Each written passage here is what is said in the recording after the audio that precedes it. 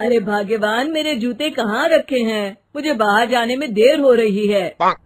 तभी मालती कमरे में आती है। ये रहे आपकी जूते। मैं इन्हें साफ करने के लिए ले गई थी। अरे वाह, तुम कितनी समझदार हो। मेरे बिना कुछ कहे ही सारे काम कर देती हो। तभी मालती झिझकते हुए रमेश से कहती है, सुनिए जी, आपसे एक बात कहूँ, बुरा तो नहीं मानेंगे ना? अरे नहीं नहीं, बेफिक्र होकर कहो। शादी से पहले मैं अपने मायके में नौकरी करती थी। मैं चाहती हूँ कि अब मैं फिर से नौकरी करना शुरू कर दूं। वैसे भी सारा दिन घर में बोर हो जाती हूँ। देखो मालती, तुम्हारे नौकरी करने से मुझे कोई ऐतराज नहीं है, लेकिन तुम्हें एक बात बता दूं, हमारे खानदान में आज तक कभी किसी औरत ने नौकरी नहीं की। फिर भी एक बार तुम माँ से पूछ कर देखो, अगर वो तुम्हें नौकरी करने की इजाजत दे देती है तो अच्छी बात है। रमेश वहाँ से चला जाता है। फिर उसी शाम मालती अपनी सास के पैर दबा रही होती है। तभी उसकी सास मालती से कहती है, अरे क्या बात है बहू, आज तो ठीक तरह से मेरे पैर नहीं दबा रही। किसी ख्याल में खोई पड़ी है क्या? मैं भी तो जानूं आखिर बात क्या है। अब दरअसल वो माँ जी। अरे हाँ हाँ बोलो, इतना सोच क्यों रही हो? माँ जी, अगर आप बुरा न माने तो मैं नौकरी करना चाहती हूँ। घर के काम करने के बाद मेरे पास काफी वक्त बच जाता है। मालती की ये बात सुनकर उसकी सास गुस्से में कहती है, अरे बहू, तेरी तबीयत तो ठीक है ना? आज ये कैसी बहकी बातें कर रही है? भला हमारे खानदान में आज तक कभी किसी औरत ने नौकरी की है जो तू नौकरी करने की बात कर रही है, हैं? अरे बहू, तू क्या रिश्तेदारी में हमारी नाक कटाना चाहती है?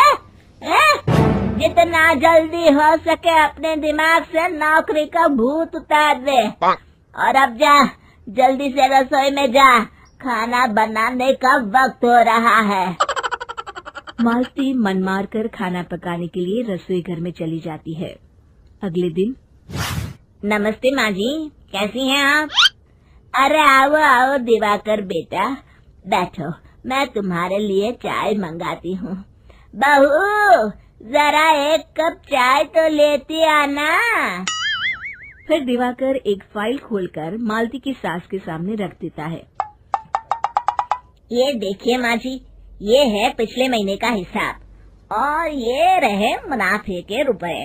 एक बार हिसाब देख लीजिए और इन कागजों पर अपने दस्तखत कर दीजिए। अरे दिवाकर बेटा, मैंने भला आज तक कभी तेरा हिसाब देखा है जो अब देखूंगी? ला बता, कहाँ दस्तखत करूं? तभी मालती चाय लेकर वहाँ आ जाती है और अपनी सास को बिना कागजातों को पढ़े इस तरह लापरवाही से दस्तखत करते हुए देखकर हैरान रह जाती है।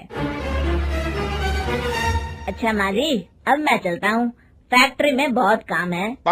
फिर दिवाकर वहाँ से चला जाता है। कुछ दिनों बाद मालती बाजार में कुछ सामान खरीद रही होती है। तभी एक बूढ़ा आदमी उसे आवाज देता है, अरे मालती बेटी, कैसी हो? मुझे पहचाना? मैं तुम्हारी कंपनी में मुनीम का काम करता हूँ। हाँ चाचा जी, मैं आपको बिल्कुल पहचानती हूँ। कहिए, कैसे हैं आप? मैं तो ठीक हूँ। कंपनी में कुछ भी ठीक नहीं चल रहा, यहाँ तक कि हमें ठीक वक्त पर तनख्वाह भी नहीं मिलती। ये आप क्या कह रहे हैं? अब क्या बताऊँ, आप लोग तो कभी हिसाब किताब देखने दफ्तर आते नहीं। मेरी मानो तो एक बार आप लोग दफ्तर आकर सारा हिसाब किताब देख लो, आपको असलियत पता चल जाएगी। अच्छा बेटी, अब मैं चलता हूँ, देर हो रही है। फिर वो बूढ़ा वहाँ से चला जाता है। वहीं दूसरी तरफ मालती घर पहुंचकर अपनी सास को सारी बात बताती है। तभी वहाँ रमेश भी आ जाता है, लेकिन मालती की सास मालती की किसी भी बात पर विश्वास नहीं करती। तभी रमेश कहता है, अरे माँ, बिना आग के कभी धुआं नहीं उठता। जब मालती इतना कह रही है तो हमें एक बार दफ्तर चलकर देख लेना चाहिए।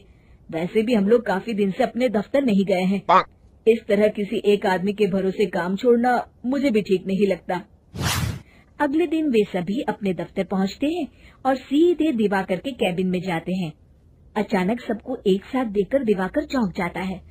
अरे माँ जी, आप सब लोग अचानक यहाँ कैसे आ गए?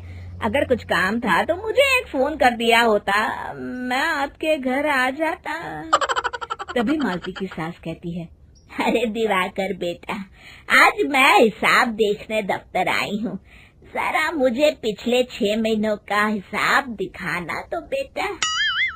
दिवाकर घबराते हुए हिसाब की फाइल मालती की सास को देता है। मालती की सास फाइल लेकर मालती को देती है और कहती है, ले बहू, देख ले हिसाब। मालती फाइल को बड़े गौर से देखती है और अगले ही पल उसे सारी गड़बड़ी समझ में आ जाती है। वो अपनी सास से कहती है, माँ जी, मुनीम चाचा बिल्कुल सही कह रहे थे। हमारी कंपनी में पिछले 6 महीनों में जितना मुनाफा हुआ है, हमें उसका आधा पैसा भी नहीं मिला। यूँ समझ लीजिए कि 1 रुपये में सिर्फ चवन्नी ही हमारे हाथों में आई है। मालती की बातें सुनकर मालती की सास गुस्से से दिवाकर को पूछती है, क्यों दिवाकर, मेरी बहू जो कह रही है वो सच है? दिवाकर समझ जाता है आज उसका भांडा फूट चुका है।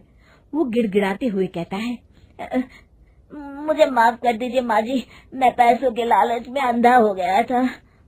अरे वाह दिवाकर, तू तो एक नंबर का चोर निकला। इतने दिनों से मैं तुझ पर आंख बंद करके भरोसा करती रही और तू मुझे ही चुना लगाता रहा। अभी के अभी निकल यहाँ से और दोबारा अपनी शक्ल मत दिखाना। दिवाकर वहाँ से भाग जाता है। मालती की सास मालती को शाबाशी देते हुए कहती है, बहू, आज मैं समझ गई कि पढ़ाई लिखाई हमारी जिंदगी में कितनी जरूरी है। मैं बहुत किस्मत वाली हूँ जो मुझे तुझ जैसी बहू मिली है। शिक्षा, पढ़ाई लिखाई का इस्तेमाल सही जगह करके हम दुनिया में बहुत कुछ बदल सकते हैं।